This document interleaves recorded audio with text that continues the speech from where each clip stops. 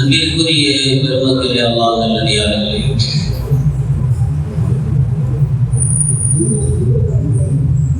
இன்றைய உலகில் மனிதன் அவனுடைய வாழ்க்கையில் எல்லாம் இருந்தும் கூட பல பேர்கள் சொல்லக்கூடிய வார்த்தைகள், எங்களுடைய வாழ்க்கையில் எனக்கு நிம்மதி இல்லை, மகிழ்ச்சி இல்லை. அதிலே குறிப்பாக இன்றைய கால சூழ்நிலைகளை பார்ப்போம் என்று சொன்னால், பிள்ளைகளின் மூலமாக பெற்றோர்களுக்கு மகிழ்ச்சி என்பது பல நேரங்களில் இல்லாமல் போய்விடுகிறது. ஏனென்று சொன்னால், இன்றைய காலத்தினுடைய பல திருமணங்களுடைய விழாக்களை பார்க்கின்ற பொழுது, அந்த விழாக்களிலே மணமகன் முஸ்லிமாக இருந்தால் மணமகன் வேறு மதத்தை சார்ந்தவராக இருக்கிறார், மணமகள் இஸ்லாம் மதத்தை சார்ந்தவராக இருந்தால் மணமகன் வேறு மதத்தை சார்ந்தவராக இருக்கிறார். சமீப காலங்களில் நிறைய திருமணங்கள், இது போன்ற திருமணங்கள் நிறைய நடக்க ஆரம்பித்து விடுகின்றன.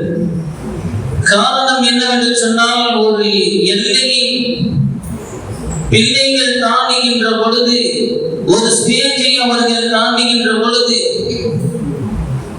நம்முடைய முடிவுகளை நாம் எடுத்துக் கொள்ளலாம், நம்முடைய தேவைகளை நாமளே பூர்த்தி செய்து கொள்ளலாம். நமக்கு என்ன பிரச்சனை இருக்கு? கை நிறைய நம்ம சம்பாதிக்கிறோம், வசதி வாய்ப்புகள் இருக்கிறது, நமக்கு வியாபாரங்கள் இருக்கு, நமக்கு வருமானங்கள் இருக்கிறது என்பதற்காக வேண்டி இன்றைய கால தலைமுறைகள் அவர்கள் தேர்ந்தெடுக்கக்கூடிய ஒரு மோசமான ஒரு நிகழ்வை இன்றைய காலங்களிலே நாம் நிறைய பார்த்து கொண்டு வருகின்றோம். அன்பிற்குரிய மக்களை நாம் நன்றாக கவனிக்க வேண்டும். என்னதான் அவர்கள் அப்படி தேர்ந்தெடுத்து பெற்றோர்களுடைய மனசை காயப்படுத்தி கஷ்டப்படுத்தி அவர்கள் வாழ்ந்தார்கள் என்று சொன்னால், நிம்மதியான வாழ்க்கை அவர்களால் வாழவே முடியாது.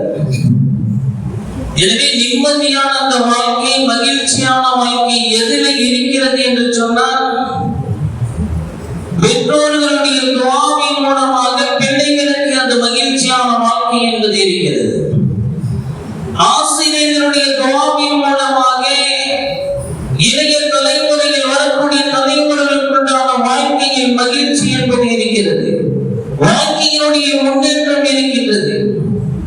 நீங்கள் யாருக்காவது செய்யக்கூடிய அந்த உபகாரங்கள் இருக்கிறது, அந்த உபகாரத்தினால் அவர் ஒரு துஆ செய்வார் அல்லவா, அதன் மூலமாக உங்களுடைய வாழ்க்கையுடைய வெற்றி அதில் இருக்கிறது. உங்களுடைய வாழ்க்கையினுடைய மிகப்பெரிய ஒரு மாற்றம் மகிழ்ச்சியும் அந்த அவர்களுடைய துஆக்களின் மூலமாக இருக்கிறது என்பதை நாம் விளங்கிக் கொள்ள வேண்டும். பனி இஸ்ரவேல்ல பார்த்தோம் சொன்னா, கிட்டத்தட்ட அல்லாஹ் 3000 நபிமார்களை பனி இஸ்ரவேல்ல அல்லாஹ் கொண்டு வந்திருக்கிறார். இத்தனை நபிமார்கள் அதே ஒரு சமூகத்தினுடைய ஒரே நிலையில் வந்திருக்கிறார்கள் என்று சொன்னால், நபி இப்ராஹிம் அலைஹிஸ்ஸலாத்து வஸலாம் அவர்களுடைய துஆ அவர்களுடைய பிள்ளைகளுக்கு இருப்பதின் காரணமாக அல்லாஹ் ரப்பல் ஆலமீன் அந்த சந்ததிகளுக்கு ஒரு சிறந்த ஒரு வளமான ஒன்றை அல்லாஹ் ரப்பல் ஆலமீன் அல்லாஹ் அள்ளி கொடுத்திருக்கிறார். எனவே இப்ராஹிம் அலைஹிஸ்ஸலாம் அவர்களுடைய சந்ததிக்காக வேண்டி பல துஆக்களை செய்து வைத்திருக்கிறார். குர்ஆனிலே அல்லாஹ் பல இடங்களிலே சொல்கிறார், ரப்பி ஜஅல்னி முகீமஸ் ஸலாத்தி வ மின் துர்ரிய்யத்தி ரப்பனா வ தகப்பல் துஆ ரப்பனா ஃபிர்லி வ லிவாலிதைய வ லில் முஃமினீன யௌம யகூமுல் ஹிசாப். இப்படி அவர்களுடைய பிள்ளைகளுக்காக வேண்டி, சந்ததிகளுக்காக வேண்டி, பின்னால் அவர்களுடைய சமூகத்திற்காக வேண்டி அவர்களுடைய துஆ நிறைய குர்ஆன் உங்களுக்கு நிறைந்து கிடைக்கிறது என்பதை நாம் பார்க்கலாம். எனவே ஒரு தந்தையினுடைய துஆ பிள்ளைகளுக்கு மிகப்பெரிய ஒரு மாற்றத்தை ஏற்படுத்தி கொடுக்கும் என்பதை நாம் விளங்கிக் கொள்ள வேண்டும். நபி சுலைமான் அலைஹிஸ்ஸலாத்து வஸலாம் அவர்களிடத்தில் அல்லாஹ் ஒரு முறை சொல்லுவார், ரூஹுல் பயானில் பதிவு செய்யப்பட்டிருக்கக்கூடிய ஒரு நிகழ்வு. சுலைமான் அலைஹிஸ்ஸலாத்து வஸலாம் இடத்தில் அல்லாஹ் சொல்லுகிறான், சுலைமானே கடலுக்கு அருகே நீங்கள் செல்லுங்கள், ஒரு ஆச்சரியமான ஒரு செய்தியை நீங்கள் பார்ப்பீர்கள் என்பதாக அல்லாஹ் சொல்கிறார். சுலைமான் அலைஹிஸ்ஸலாம் அவர்கள் தன்னுடைய பட்டாளத்தோடு கடலை நோக்கி செல்கிறார்கள். கடல்ல போய் பார்த்தோம்னு சொன்னா எந்த விதமான ஆச்சரியமான விஷயமும் இல்லை. கடைசியில பக்கத்தில் இருக்கக்கூடிய ஒரு இஃப்ரீத் என்ற ஒரு ஜின்னை அழைச்சு சொல்றாங்க, இந்த கடல்ல ஏதாவது ஆச்சரியமா ஏதாவது இருந்தா பார்த்துடுவா அப்படின்னு சொல்லி அனுப்புறாங்க. அப்ப அந்த இஃப்ரீத் என்ற ஜின்னு போய் பார்த்துட்டு வந்து சொல்லுது, இல்ல கடல்ல எதுவுமே இல்லை. இரண்டாவதாக இன்னொரு ஜின்னை அனுப்புகின்றார்கள், அதுவும் இஃப்ரீத்துடைய இடத்தை சார்ந்த ஒரு ஜின்னு. அதுவும் போய் கடல் முழுக்க அலசி ஆராய்ச்சி தேடி பார்த்துட்டு வந்துருச்சு, இல்லைன்னு சொல்லுச்சு. கடைசியாக ஒரு மனிதர் காலல்ல நீடிந்த மொழியும் இனக்கிதாம் அல்லாஹ் சொல்றான்ல, பல்கீஸாவுடைய சிம்மாசனத்தை கொண்டு வந்து கொடுத்தாரே அந்த மனிதரை அழைத்து சுலைமான் அலைஹிஸ்ஸலாத்து வஸலாம் சொல்லுகிறார்கள், நீங்கள் பார்த்து கொண்டு வாருங்கள் என்பதாக. அவர் சென்று ஒரு பெரிய ஒரு மாளிகையை கொண்டு வந்து நிப்பாட்டுகின்றார். நபி சுலைமான் அலைஹிஸ்ஸலாத்து வஸலாம் அவர்களுக்கு முன்பாக அந்த மாளிகைக்கு செல்லக்கூடிய வாசல் 4 வாசல்கள். இந்த மாளிகைக்குள்ள ஒரு சொட்டு தண்ணி இல்லை, கடலுக்குள்ள வச்சிருக்கான் ஒரு சொட்டு தண்ணி இல்லாத. அது ஒரு ஆச்சரியமான விஷயம். அந்த மாளிகைக்கு உள்ளே ஒரு மனிதன் தொழுது கொண்டிருக்கின்றார். அதை பார்த்து சுலைமான் அலைஹிஸ்ஸலாம் அவர்கள் ஆச்சரியமாக அல்லாஹ்விடத்தில் கேட்கின்றார்கள், அல்லாஹ் இப்படி ஒரு ஆச்சரியமான ஒரு நிகழ்வை சொன்னதை கொண்டு நான் பார்க்கிறேன், யார் அந்த மனிதர் என்பதாக கேட்கின்ற பொழுது அல்லாஹ் சொன்னான், இடத்திலே கேளுங்கள். சுலைமான் அலைஹிஸ்ஸலாம் அந்த மனிதரிடத்திலே விசாரிக்கின்றார்கள். கேட்கின்ற பொழுது அந்த மனிதர் சொன்னார், என்னுடைய பாப்பா, என்னுடைய அத்தா, அவர் ஊனமுற்ற ஒரு ஆள், கைகால் ஊனமுற்ற ஒரு ஆள். என்னுடைய உம்மா கண் தெரியாதவங்க.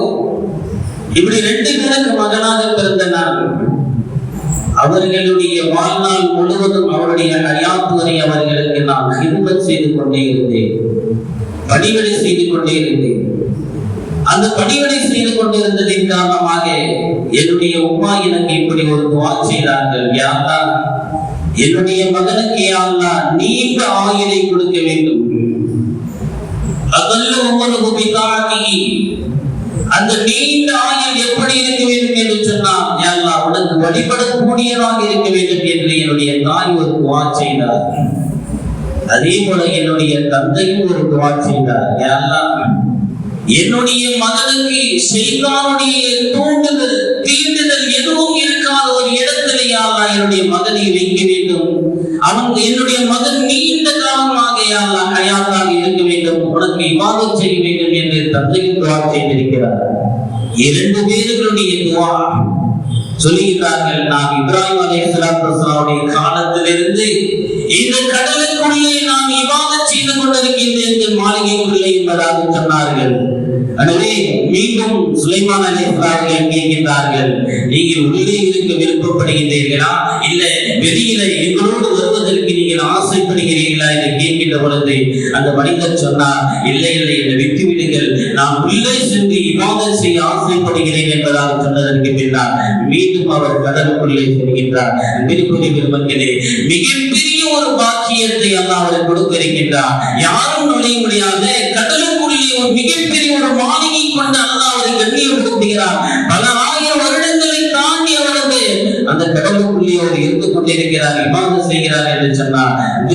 மக்களே, இந்த மிகப்பெரிய பாக்கியம் அவருடைய பெற்றோரின் மூலமாக, பெற்றோருடைய துஆவின் மூலமாக அவருக்கு கிடைத்திருக்கிறது. எனவே இந்த வரக்கூடிய இளைய சமுதாயம், வரக்கூடிய இந்த தலைமுறைகள் பெற்றோருடைய துஆக்களை மறந்து விடுகின்றது. காசு பணத்தை கொண்டு நிம்மதியாக வாழ்ந்து விடலாம் என்று நினைக்கிறார்கள். மகிழ்ச்சியான வாழ்க்கை நாமளை தேர்ந்தெடுத்துக் கொள்ளலாம் என்று நினைக்கிறார்கள். ஒரு படமும் மகிழ்ச்சியான வாழ்க்கை, நிம்மதியான வாழ்க்கை அதில் அல்ல. உங்களுடைய பெற்றோருடைய துஆக்களின் மூலமாக அல்லாஹ் வைத்திருக்கிறார். அதேபோல இறைநேசருடைய துஆக்களின் மூலமாக, இமாம்களுடைய ஆசிரியர்களுடைய துஆக்களின் மூலமாக, கல்விமான்களுடைய துஆக்களின் மூலமாக உங்களுடைய வாழ்க்கையில் மாற்றங்கள் ஏற்படும் என்பதை மக்களை நீங்கள் வழங்கிக் கொள்ள வேண்டும். பெருமானார் ஸல்லல்லாஹு அலைஹி வஸல்லம் அவர்கள் இந்த சமூகத்தில் எத்தனை சஹாபாக்களுக்கு துஆ செய்தார்கள் இருக்கிறார்கள். எத்தனை பேருடைய வாழ்க்கையில் மாற்றம் ஏற்பட்டிருக்கிறது. அத்தனை பேருடைய வரலாறுகளை எடுத்து பார்த்தோம் சொன்னால் அதற்கெல்லாம் பெருமானார் ஸல்லல்லாஹு அலைஹி வஸல்லம் துஆ தான் மிகப்பெரிய ஒரு அங்கீகாரம் என்பதை நாம் விளங்கிக் கொள்ளலாம். அதே வகையில் அவர்களை கூட பெருமானார் ஸல்லல்லாஹு அலைஹி வஸல்லம் அவர்கள் எவனுக்கு ஒரு பொறுப்புதாரியாக அனுப்புகின்ற பொழுது அவர் சொன்னார்கள், அலி ரலியல்லாஹு அன்ஹு சொன்னார்கள், யா ரசூலல்லாஹ், எனக்கு எந்த விதமான தீர்ப்புமே செய்ய தெரியாது, எனக்கு எந்த விதமான தீர்ப்பும் செய்ய தெரியாத ஒரு மனிதன். எனவே எப்படிப்பட்ட இந்த சூழ்நிலையில் என்னை ஒரு கவர்னராக ஒரு பொறுப்பாளியாக அனுப்புகின்றார் என கேட்கின்ற பொழுது பெருமானார் ஸல்லல்லாஹு அலைஹி வஸல்லம் அவர்கள் அலி ரலியல்லாஹு நெஞ்சில் அடித்து ஒரு துஆ செய்தார்கள்.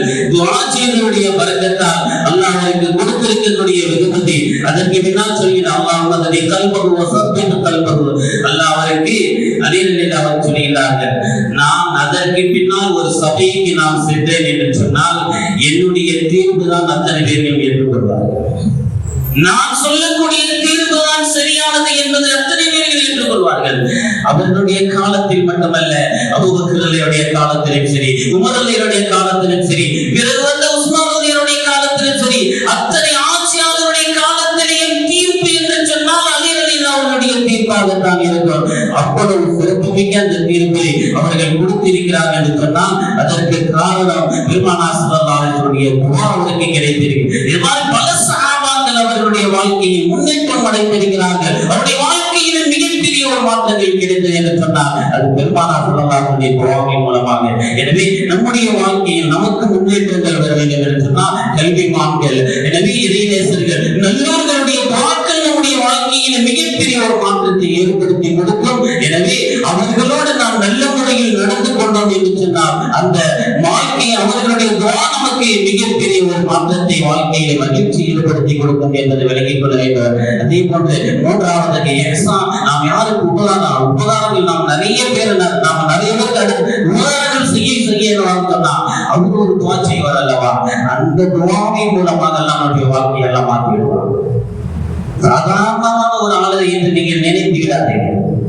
சாதாரணமாக வெளியே போகக்கூடிய ஆளு, சாதாரண சைக்கிள் போனாலு, சாதாரணமாக என்று நினைத்து விடாமல் பெருமானார் ஸல்லல்லாஹு அலைஹி வஸல்லம் சொன்னார்கள், என்னமா யுஸபுன், அல்லாஹ் உங்களுக்கு ரிஸ்க் கொடுக்கிறதெல்லாம் இது ஆஃபாயிக்கும்.